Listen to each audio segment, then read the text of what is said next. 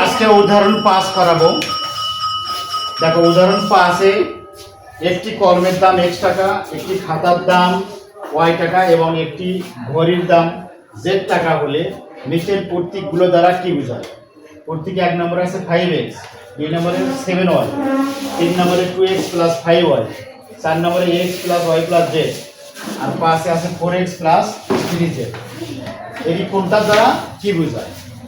আমরা কিন্তু দেখো একটা কলম যদি একটা x লাগা থাকতো আমরা কি লিখতে পারতাম? সেখানে একটা কলমের দাম নাকি? কিন্তু 5x তাহলে যদি থাকে তাহলে আমরা কি লিখব? 5x দ্বারা 5টি কলমের দাম বোঝায়। কি বুঝাবে? 5টি কলমের দাম বোঝায়। কলমের দাম বোঝায়।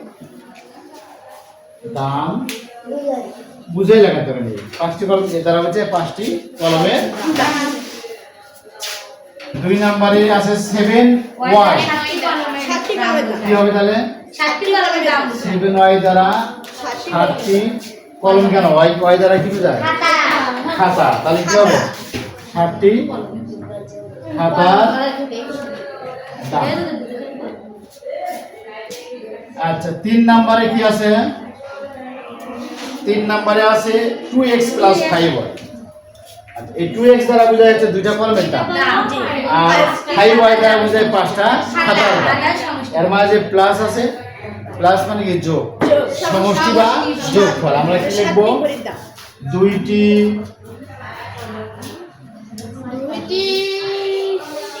কলমের দাম এবং 5টি খাতার দামের সমষ্টি। 5টি খাতার দামের সমষ্টি লিখতে পারো বা যোগফল লিখতে পারো। সমষ্টি। 4 নম্বরে কি আছে? x + y + z। x হচ্ছে একটা কলমের দাম, y একটা খাতার দাম, z হচ্ছে একটা ঘড়ির দাম।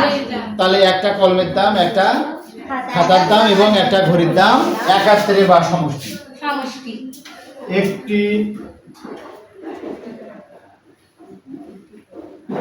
কলমের দাম কমা একটি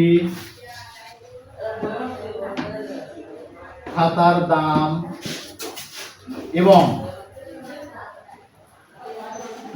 একটি ঘড়ির দাম একাত্তরে। আমি ভাষাটা একটু আলাদা নেবেন। একাত্তরে মানে সমষ্টি, তাই না? তিনটে এক জায়গায় একাত্তরে। 5 নম্বরে আছে 4x + 3z। পারবা? 4টি কলমের দাম ও কয়টা? 3টি ঘড়ির দামের হবে, তাই না? দামের সমষ্টি। পরীক্ষায় যদি এইভাবে দেওয়া থাকে, হয়তো এটা কলম খাতা ঘড়ি দিয়ে দিছে, পরীক্ষায় অন্য ভাষায় দিল বা এক্স এর জায়গাতে অন্যটা ABC দিল। তোমরা যেভাবেই আসো লেখার অভ্যাস করতে হবে।